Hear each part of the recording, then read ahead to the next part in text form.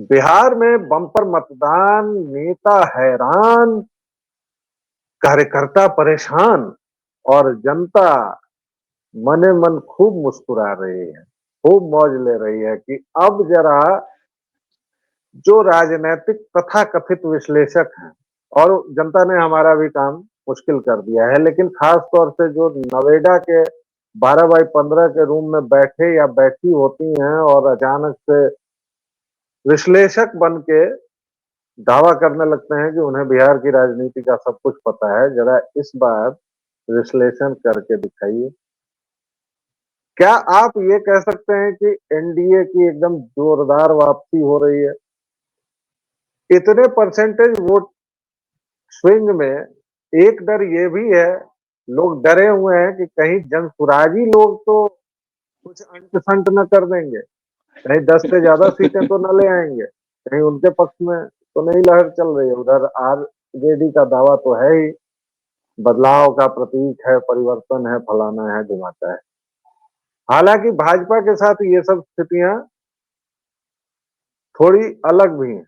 भाजपा का अक्सर फ़ायदा देखा गया है जब-जब वोटिंग का परसेंटेज बढ़ा है।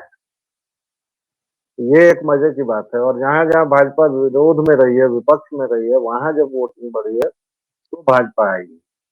इसके पीछे कुछ लोग तर्क ये भी देते हैं कि भई आरजेडी हो, कांग्रेस हो या मतलब एक तरह से मोहम्मडन और यादव इस तरह के जो एकदम कट्टर समर्थक होते हैं। आजकल जो चीज़ मोदी जी के भगतों के लिए कही जा रही है, उनको तो भक्त नाम ही दे दिया गया है, लेकिन मज़े की बात है कि इतने कट्टर जो वोटर्स हैं मोहम्मडन और यादव, उनको आज तक कुछ नहीं कहा गया। हालाँकि भक्त इतना पॉज़िटिव शब्द है कि शायद इसीलिए उस पर चस्पा नहीं किया गया कि मोहम्मडन और यादव के साथ ये ठीक नहीं लगेगा, हो सकता है। उनको उनको उनको कैसे भक्त कह दिया जाए, ये मनोवादी साजिश है। ब्राह्मणों को तो ठीक नहीं लगा होगा। आप गौर कीजिए, जो करने वाले हैं वो रवीश कुमार का नाम जो है वो पूरे नाम में उसके पीछे लगा हुआ क्या होता है। तो पांडे आप पाएंगे कि हाँ, तो अब देखिए कि भक्त शब्द का इस्तेमाल करना और भक्त शब्द को गोदी मीडिया को इन इन जुमलों को पॉपुलराइज करने वाला कौन आदमी था। आप ब्राह्मण है, देख लीजिए। हाँ, तो तो चिपकाएगा ही नहीं ब्राह्मण ने यादव पे। ये साजिश रची। यादव पे कैसे, यादव को कैसे कह देगा भक्त, स्वीकार ही तो नहीं या करेगा।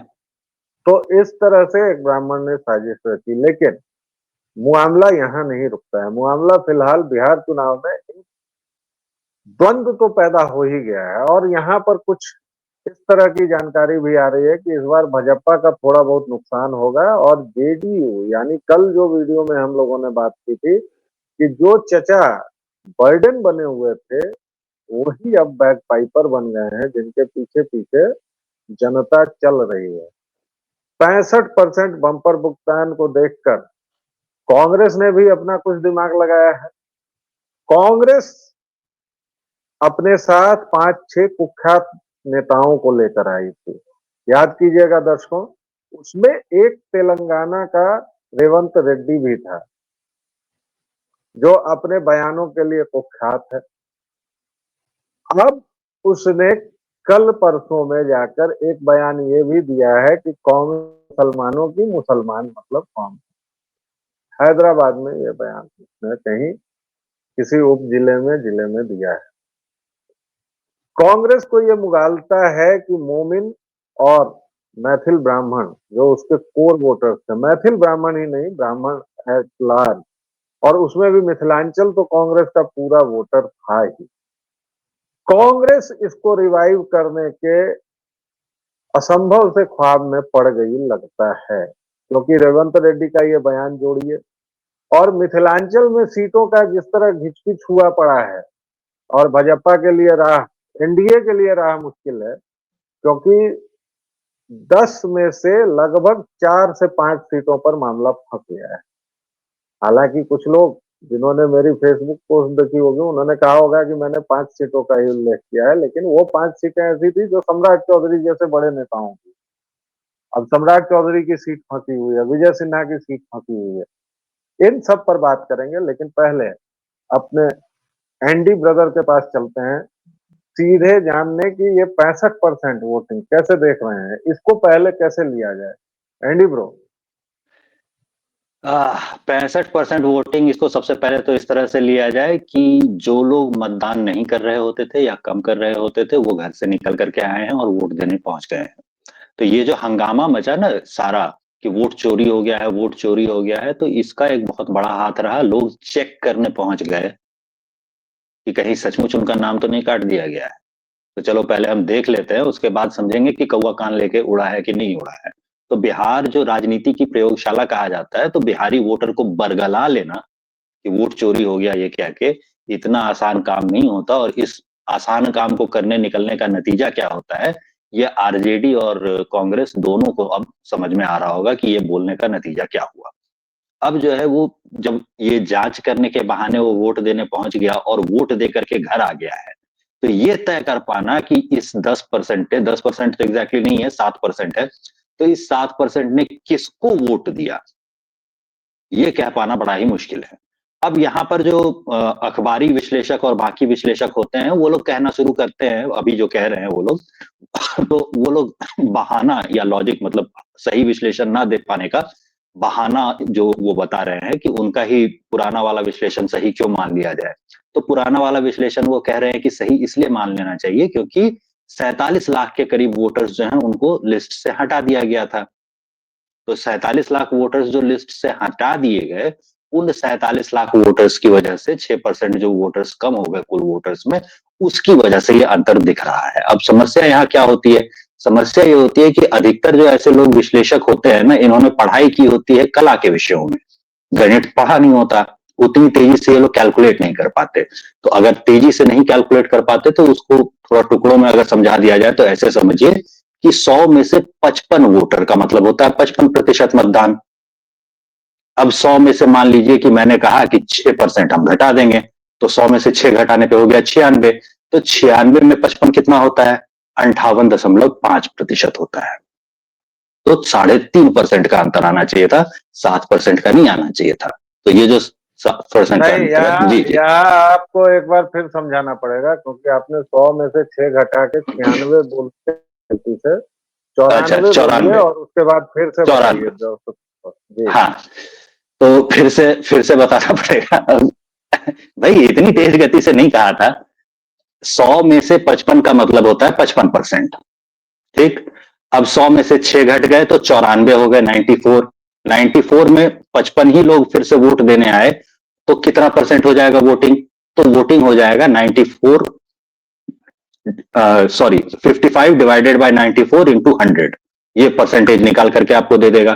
तो ये जैसे ही आप करेंगे तो ये टोटल आता है 58.51% के लगभग। तो 58.51% 55% से 3.51% अधिक हुआ। तो 3.5% मत का जो फर्क होता, अगर हम लोग देखते पिछली बार 54% मतदान था, इस बार 57% मतदान हो गया। तो अगर कहीं पर अगर हम लोग ऐसा होते हुए देखते, तब हम लोग कह सकते थे कि भाई ऐसा हुआ है। लेकिन अभी जो अंतर है वो 7% का है, 3.5% का नहीं है। तो ये जो 7% का मतदान का अंतर हुआ है, ये बदला हुआ वोटर है। कुछ भी कर लीजिए, कितनी भी लॉजिक दे लीजिए, कितनी भी सफाई दे लीजिए, ये बिल्कुल नया वोटर है। और इस वोटर ने कैसे वोट दिया है, इसका अंदाजा करने में विश्लेषकों की ही नहीं, वो जो बूथ मैनेज करने वाला जो बूथ का स्टाफ था ना, उसको भी दिक्कत होगी कि ये जो एक बार या दो बार जिसे देखा है, ये किसे वोट दे करके गया है। अच्छा, यहां भी कंफ्यूजन बहुत ज्यादा नहीं है, वो राजद को वोट दे करके गया है ऐसा कोई भी नहीं कहेगा। वो या तो नीतीश कुमार को वोट दे करके गया है या जनसुराज को वोट दे करके गया है, माना ये जा रहा है। मतलब बूथ जी। एक आप जेन जेड की बात कर रहे हैं क्योंकि नया वोटर है माने 18 वाला ना, नहीं नहीं नहीं उसी नहीं, की नहीं। बात कर रहे हैं या ऐसे आप वोटर कैसे, की जो रह गया है या जो पहली बार वोट दे रहा है किसी भी कारण से, नहीं, इसकी बात कर रहे हैं। पहली बार वोट दे रहा है, दूसरी बार वोट दे रहा है, नहीं, वो वोटिंग के प्रति उदासीन रहता था। अच्छा, ऐसा नहीं और है कि वो वो पहली जाके बार आ वोट गया। देने में, ओके।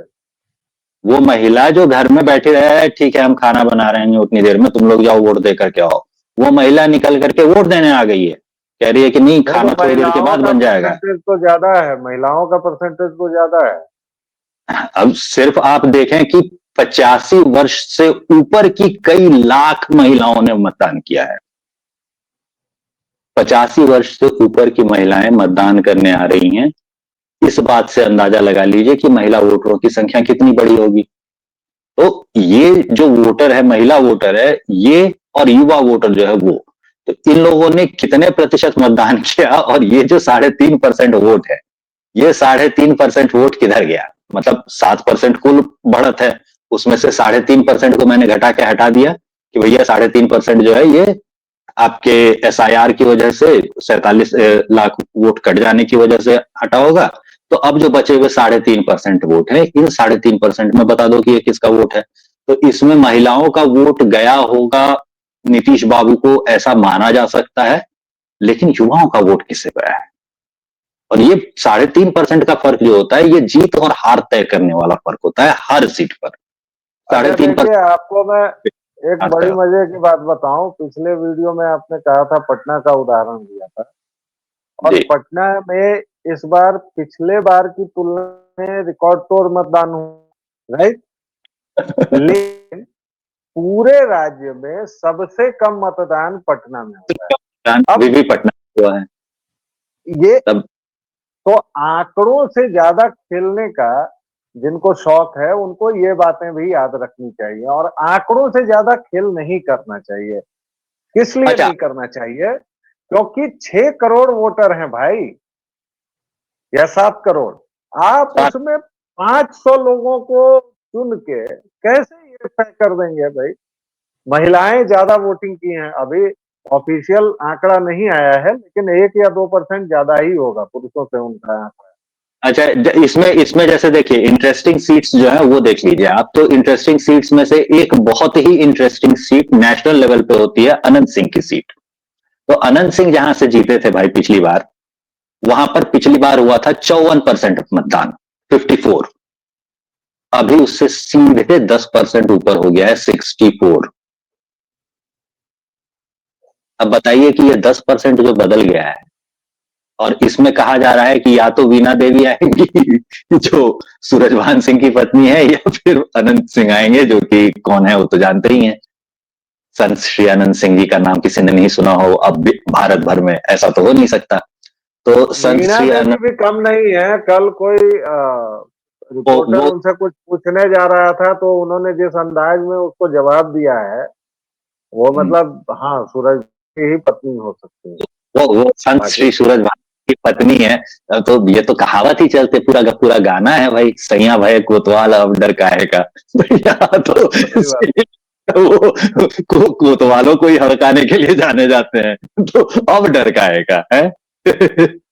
आप भी मतलब ये तो वोटर का पागलपन है, मतलब पहचानता नहीं अच्छा था किसी चलिए जरा एक दौर का मतदान अभी बाकी है। आनंद जी, आपको वापस मैं खींच के ले चलता हूँ गंभीर बात की ओर। कांग्रेस की बात मैंने की भूमिका में, और चलिए थोड़ा मिथिलांचल की सीटों का विश्लेषण करते हैं। हायाघाट में रामचंद्र जी हैं, वो फंस गए हैं। केवटी में मुरारी मोहन फंसे हुए हैं। अच्छा, इधर बेनीपुर में वो भाई साहब चौधरी जी फंस गए हैं। मतलब कुल मिला के अलीनगर में मैथिली ठाकुर फंसी हुई हैं। गर्विले मैथिलों ने विद्रोह कर दिया है। सहरसा और सीट पर आलोक रंजन जो है वो काफी लंबे समय तक फंसे रहे। सहरसा में तो अभी बाद में जाएंगे। मैं केवल और केवल मिथिला की एकदम हार्टलैंड जो है दरभंगा, उसमें 4 या 5 सीटें फंसी मैंने बता दी। अलीनगर आपका फंसा ही हुआ है मैथिली ठाकुर। मधुबनी में वही हालत है।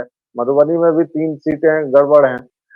अब उसके बाद आप सहरसा का बता रहे हैं, मतलब सीतामढ़ी जाएंगे तो वहां भी ये जो युति थी ब्राह्मणों की और मोहम्मदन की, कांग्रेस की जो रीढ़ थी भाई, कांग्रेस के वोटर्स तो यही थे ना, ब्राह्मण थे, मोहम्मदन थे, देखिए, ओबीसी थे, जिसको ऐसे तोड़ा ऐसे गया। समझिए, ऐसे समझिए, जिस युवा वोटर की आप बात कर रहे हैं ना, उसके दादाजी जिसको वोट देते थे, उसी पार्टी को वोट देने के लिए हम उसे कह रहे हैं। हाँ, इमोशनल तो कनेक्ट आप समझिए। तो ये इमोशनल कनेक्ट अगर किसी तरह से कांग्रेस क्रिएट कर देती है, तो कांग्रेस इमीडिएटली फायदे में आ जाती है। इसकी तुलना में देखिएगा तो ऐसी लेगेसी वाली बात जो है वो भाजपा के पास बहुत सीमित है। लीगेसी कि भैया तुम्हारे दादाजी भी मुझे वोट देते थे, ये कहने के लिए अच्छा आज अच्छा, मैं जरा यहाँ पर आपको रोक के दर्शकों के मनोरंजन हेतु और दर्शकों के ज्ञान हेतु, ज्ञान तो खैर लोग क्या देंगे, लेकिन जो भी, मैं एक आध जानकारी शेयर करना चाहता हूँ। आप जो ये कांग्रेस की विरासत और कांग्रेस का, मुझे बताइए आप किस कांग्रेस की बात कर रहे हैं सरकार? इंदिरा गांधी ने कांग्रेस का औपचारिक बंटवारा कब किया था? 70s में, right? And then Congress became Congress Indira, Congress I, और पुराने लोगों को निकाल बाहर किया, कामराज योजना थी, तमाम चीजें, वो सब इस वीडियो का विषय नहीं है, इसलिए उस पर मैं डिटेल में नहीं जाऊंगा। अव्वल तो 1947 में नहीं, मैं ये बात बताना जरूरी है, इसलिए मैं बताऊंगा, प्लीज मुझे कंटिन्यू करने दीजिए। 1947 में मोहनदास गांधी ने तो कहा कि भाई इसको डिसबैंड करो, नेहरू ने नहीं किया। नेहरू ने अपनी बेटी को कांग्रेस अध्यक्ष बना दिया, चलिए भाई साहब ठीक है, बहुत बढ़िया, बहुत काबिल थी।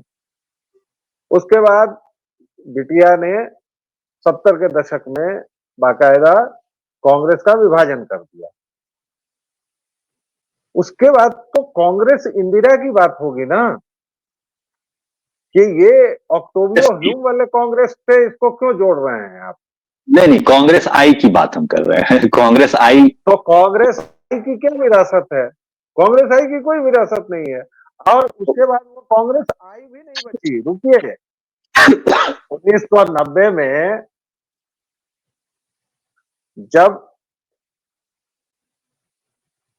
एंटोनियो माइनो के पीएम बनने की बात हुई, तो आज जो शरद पवार जी उनकी पालकी उठाए हुए हैं, वो सबसे पहले गायब हुए थे। जो तारिक अनवर उनके साथ बैठे हुए हैं, वो गायब हुए थे। पीएस संगमा गायब हुए थे।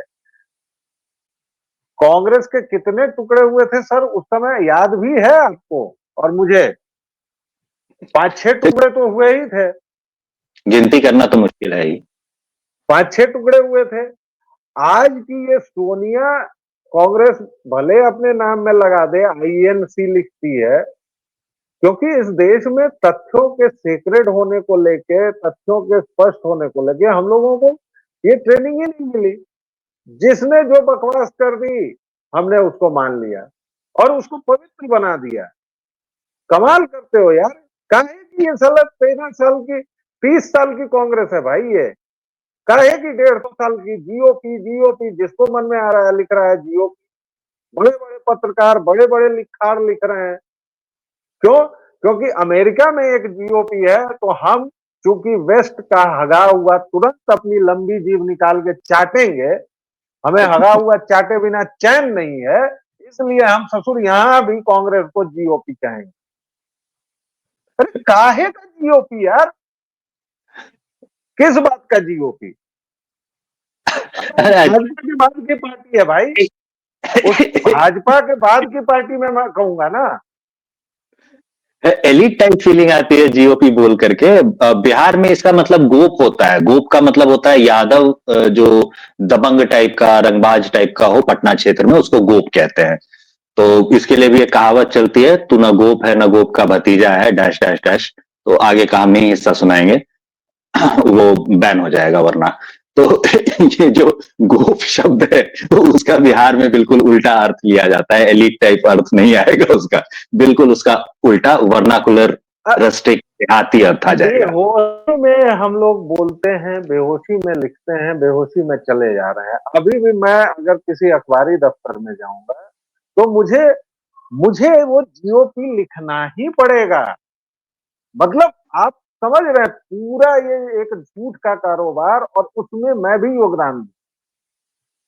काहे का जीओपी मुझे बता दीजिए जरा। 30 साल जिस पार्टी की उम्र है साहब, उसको 150 साल पुरानी पार्टी कह रहे हैं, उसको आप जीओपी कह रहे हैं, क्योंकि आपके पश्चिमी में। अच्छा देखिए, मजे की बात यह है, खैर मतलब किन चीजों पर, जुडिशरी को देख लीजिए, मतलब मैं तो एकदम कल्पना करता रहता हूँ। हम लोग चुनाव पे चर्चा कर रहे थे, रुकिए रुकिए रुकिए, हम लोग चुनाव पे चर्चा कर रहे थे, बिहार चुनाव पे। तो क्या वापस आइए, पहुंच गए थे। और बताइए, मैं क्यों शिकायत हमसे की जाती है कि हारमोनियम लेके भाग जाता है। बताइए कितना नहीं, अन्याय हो रहा है। मेरे जैसे भोले भाले मासूम, क्या कहते हैं उसको, सेक्युलर लिबरल नहीं, प्रगतिशील जीव के मनुवादी, साथ। ब्राह्मणवादी, मनुवादी, ब्राह्मणवादी, इसको ऑन अ सीरियस नोट, ये जो 65% बम्पर वोटिंग हुई है, इससे अब अगले चरण के चुनाव पर बहुत ज्यादा दबाव पड़ गया है। और एक चीज जो एंडी ब्रो ने मुझे हारमोनियम मुझसे ले लिया, लेकिन मैं एक बात कहे बिना नहीं, मैं विजुअलाइज करता हूँ अपने तथाकथित चिंतकों को, बौद्धिकों को, पत्रकारों को, कि इतनी लंबी उनकी जीभ निकली हुई है, 1.5 फीट की, और वो वेस्ट का कोई व्यक्ति अपने शौचालय में बैठ के मल त्याग कर रहा है, और ये अपनी जीभ से उसको चाटने में लगे हुए हैं कि कब 2 बूंदे गिरे विष्ठा की और मैं तुरंत चाट लूं और सबसे बड़ा चमचा बन जाऊं। न्यूयॉर्क टाइम्स में पाजामा शेरवानी छपती है साहब, खाना आयुब छपती है। अब उस न्यूयॉर्क टाइम्स को मैं स्टैंडर्ड मानूंगा, मैं नियत मानूंगा, मैं कसौटी मानूंगा? नहीं मानूंगा। लेकिन बिहार चुनाव पर आते हैं। बिहार चुनाव में 65% वोटिंग से अब अगले चरण पर दबाव बन गया है। लेते हैं एंडी ब्रो का कंक्लूडिंग रिमार्क और फिर आपसे विदा। जी। तो इसमें जहां जहां पर इस तरह की घटनाएं हुई हैं ना, 55% से सीधे 65% टाइप हो जाने वाली, उन सीटों को देखा जाए तो वो सारी सीटें जो है बहुत मजेदार मजेदार किस्म की सीटें हैं। एक सीट मजेदार वाली जो है वो सीट है तेजस्वी यादव की।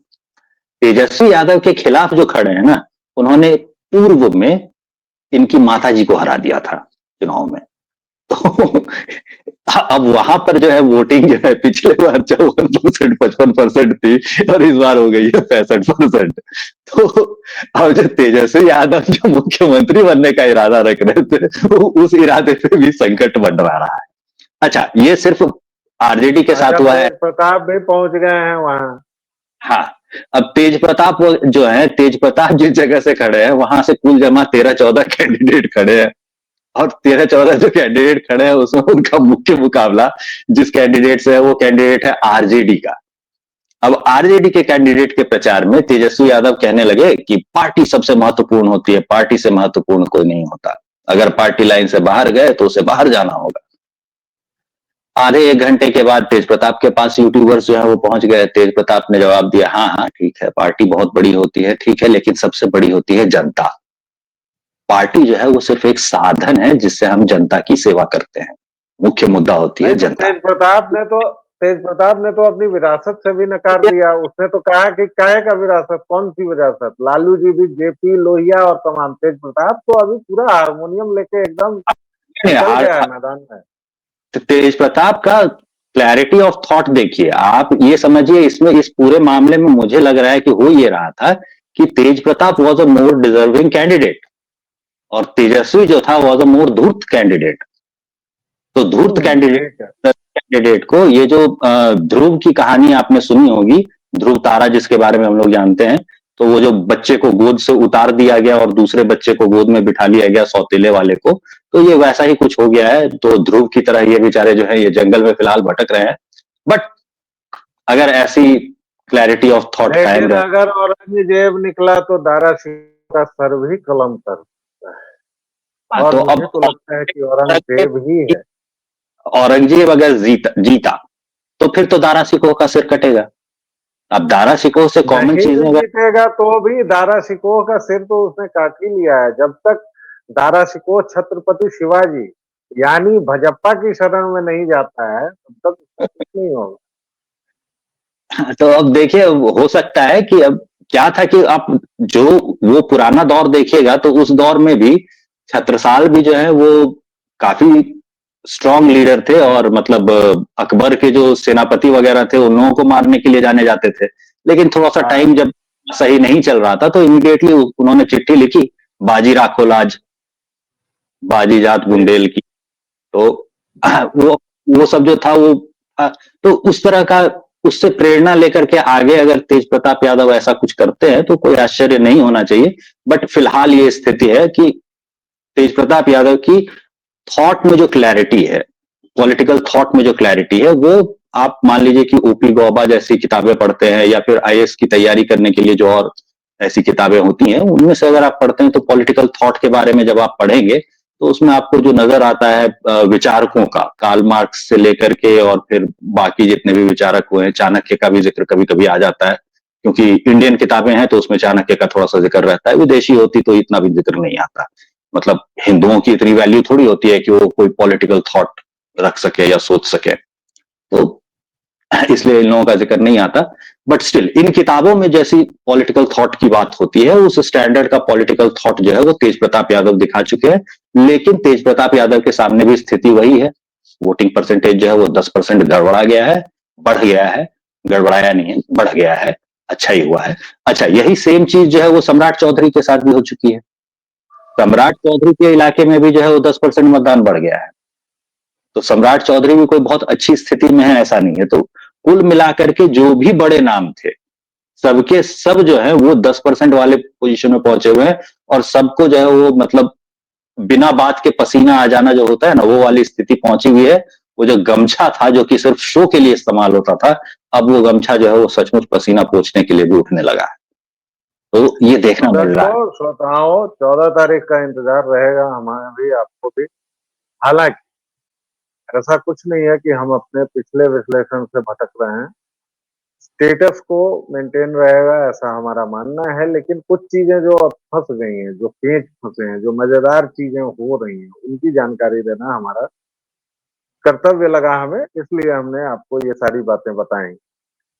बिहार की टटका खबर हम आपके लिए रोज लेकर इसी तरह हाजिर होते रहेंगे। फिलहाल आप जिस स्नेह और प्रेम को में हमें बरसा में भिगो रहे हैं, उसकी रफ्तार थोड़ी धीमी पड़ गई है साहब, बढ़ा दीजिए। लाइक शेयर सब्सक्राइब करते रहिए और व्यालोक वाणी को अपना स्नेह और प्रेम देते रहिए। फिर मिलेंगे, तब तक के लिए जय सिया राम। जय श्री राम।